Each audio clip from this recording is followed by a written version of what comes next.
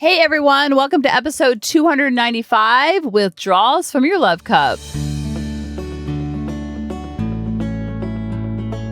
Welcome to the Harmony in the Home podcast. I'm your host, Kelly Hutchison. I'm a counselor, a life coach, and most importantly, an imperfect mom doing this work right along with you. And my goal on our podcast is to go from chaos to calm, feel less frazzled, and have more fun within your four walls to have more harmony in your home.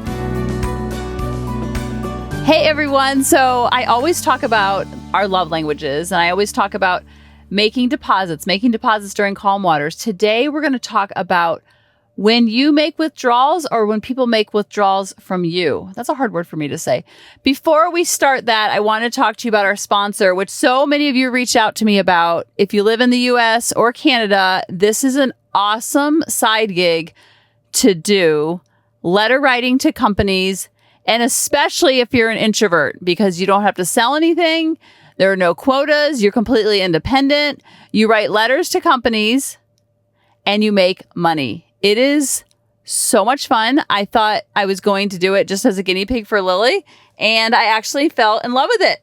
And it's kind of hard to explain, but I wanted to vet it for Lily and for Grady when they're 18, but then I fell in love with it myself. So if you're interested, I can hook you up. You do need to get the training and your own supplies because you're independent. So like envelopes, stamps. They're actually on note cards that you're writing. You're writing 2 sentences. Each one takes 4 to 6 minutes. The more you write, the more you make. You do it in the cracks of your day. And when I say 4 to 6 minutes, that means from note card to envelope to stuffing to stamp. A lot of times I'll do like a bunch of note cards and then I'll do a bunch of envelopes. Like I might do like 25 note cards in a row and then 25 envelopes. And then I might stuff later on or have the kids or my mom help me with the stuffing and the stamping because that part they can help me with. They can't help me with the writing part because the writing has to match each one because they check it through like a computer generated AI software that your handwriting matches. And they do have to be handwritten, which is oddly relaxing. Relaxing is probably the wrong word. It's very therapeutic because you disconnect for a little bit. I feel like I'm in elementary school or I'm like a secretary and I'm very motivated by being in charge of my own destiny.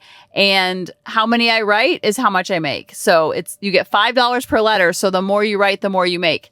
And then there's this whole conversion process and I can explain it all to you. And the training is amazing. I didn't do the training, but I took the same training that you would be taking and it goes over it detail, step by step, what you write, because it's not a creative writing. It's literally copying from a template and you copy, paste, but not copy, paste with a computer, copy, paste with your handwriting. So if you're interested, reach out to me on Facebook, Instagram, on email, reply to my email that I send you every Wednesday. My email is coachingkelly@aol.com and I will help get you started.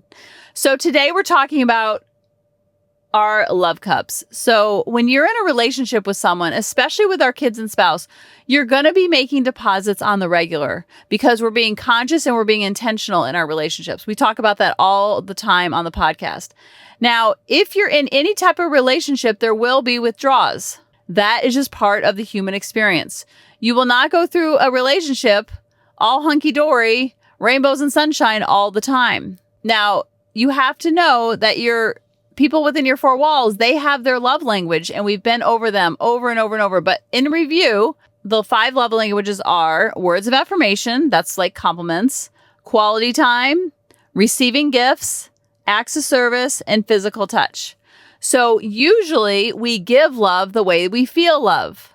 The problem with that is that usually the people within your four walls and at work and your brothers and your sisters and your greedy grandpappy, they usually have a different love language than you. So you are misfiring, so to speak, when you are giving love. I know that sounds banana making. And it's not like you're not making any deposits. You're just not making a lot of ROI, return on your investment of your love the way you're giving it. So I always use the example of I am words of affirmation. That's the way I feel love. So I'm constantly complimenting the people within my four walls. And guess what? That is not their love language. That is not their primary love language. Does it feel good to get compliments? I'm sure it does. Am I making as big of a deposit as I can? Probably not. My kids sometimes, a lot of times, like, Mom, that's so embarrassing. That's so cringe. Stop. You're embarrassing me. Stop complimenting me. I'm like, what? I live for that. When they took me away for my 50th birthday, my favorite thing that they did was they went around the table and said why they loved me. And I was bawling my eyes out, and it lasted about 5 minutes, but I literally remember everything that they said. And that was months ago because it meant so much to me. But if your love language is quality time, or your kids' love language is quality time, then they want to play a board game with you. They want to go get their nails done. They want to go to Walgreens. They want to go shopping. They want to throw the ball in the backyard, go for bike rides, whatever they want to do. That's their love language. So you could be misfiring by giving all this love, and it's not making the deposit that you think it is, because we are all very egocentric and we think that the way we feel love, everyone else does, because we can't see life from different people's perspective. It's very hard to do. And it's impossible for our kids and spouse to do. Mostly our kids. Our spouse, they're obviously grown-ups too, so they have a little more life experiences, but our kids have no idea. So I'm misfiring a lot with all my compliments. Do I still do it? Absolutely, because it feels natural for me. What feels unnatural for me is both of their love languages, my kids, is high on quality time.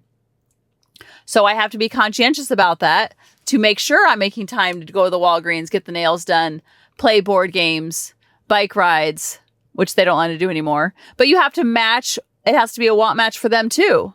And that's going to make the biggest deposit, so to speak. So when you think about relationships as a bank account, you're putting emotional deposits into their account.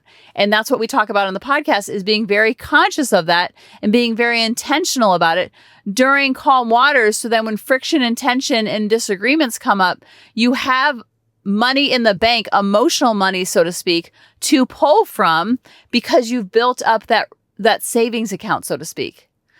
So now I'm going to talk about withdrawals. And when you know their love language, you can know that when you are in conflict or disagreement, that these withdrawals are going to hit differently for different people based on their love language. It's also good to know what your love language is.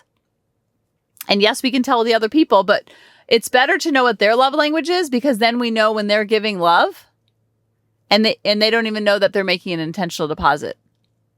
Because if their love language is quality time and they're asking you to play a board game, you're like, oh, wow, that's his or her way of showing that he or she loves me, because that's their love language. So you get to make deposits on your own without them even knowing. Does that make sense? As I'm speaking into the vortex. So I found a chart online. It says what to avoid when speaking your partner's love language. This is really good to know for the people within your four walls and beyond, because you can know that this is really impacting them more than it would impact you, because it's not your love language.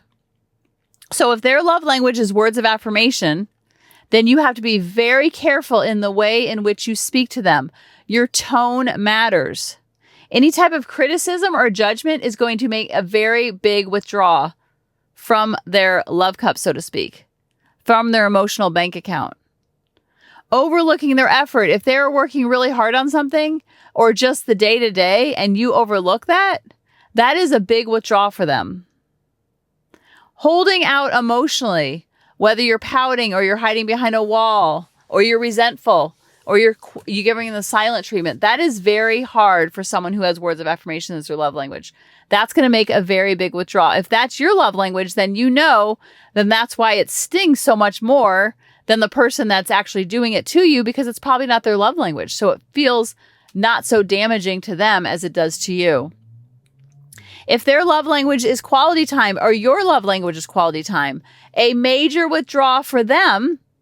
Now, these are all withdrawals, but think of it monetarily. Like if your love language is quality time, this might be $100 withdrawal versus a $25 withdrawal, if it's another love language we're talking about.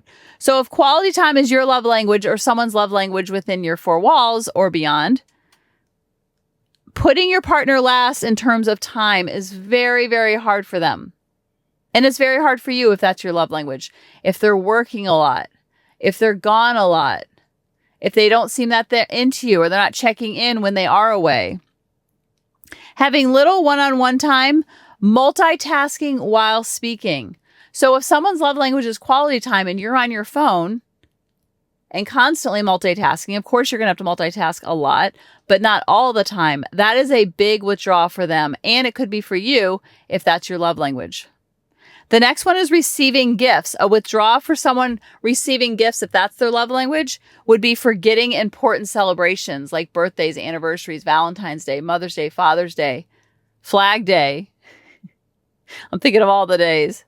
Resisting to giving and receiving gifts. That's very hard for someone whose love language is receiving gifts because it feels very natural for them to give those gifts. So they don't understand why they're not getting them in return. Because it's very hard to see other people's perspective because we haven't lived a day in a life in their shoes. So we just assume and we project all of our stuff onto other people, and we assume that other people feel and act and love in the same way that we do. But guess what? They were raised in a different environment. They were raised in different four walls, talking about the grown-ups in our life. So they might not have grown up in an emotional literate place, and you might have. So it's a lot of disconnect there because they were never taught. It was never modeled for them. And that's okay. It's just good information to know so you don't take it personally. If their love language is acts of service, a withdrawal you can make for them is leaving your partner an overwhelming number of tasks, complaining when asked to help. So this is huge because if you are constantly saying, do this, do this, do this, do this, or you're not helping out if their love language is acts of service and you're not doing your part in their point of view, their POV, then sometimes that can feel very hurtful for them and make a big withdrawal. If their love language or your love language is physical touch, going for days on end with no tender touch or cuddling, that's very hard for someone whose love language is physical touch. And a lot of times our kids, sometimes we're physical touch with our kids where we just want those hugs or high fives. And then a lot of times kids are not physical touch. So they might recoil when we try to give them a hug, especially teenagers.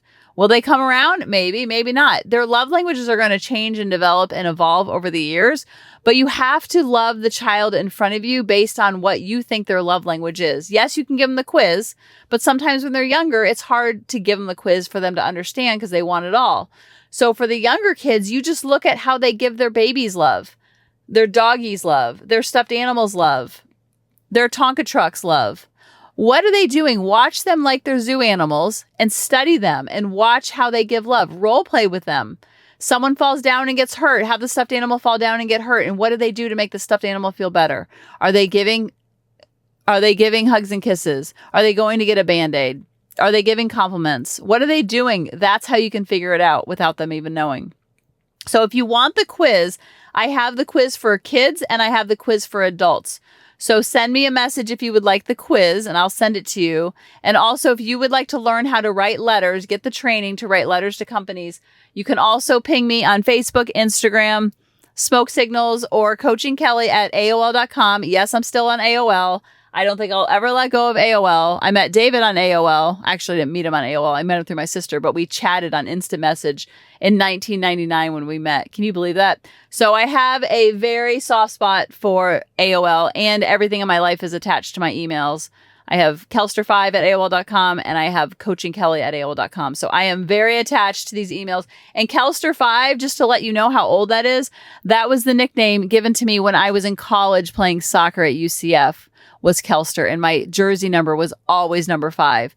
So you can see how long I've had this email. So I will have that forever. So email me at coachingkelly@aol.com or kelster5@aol.com for the love language quiz or to learn how to get the training for the letter writing for companies to do in your cracks of your day. You can do as much or as little as you want. You can do 100 a week times 5, or you can do 200 a week times 5. The math is mathing when it comes to this letter writing.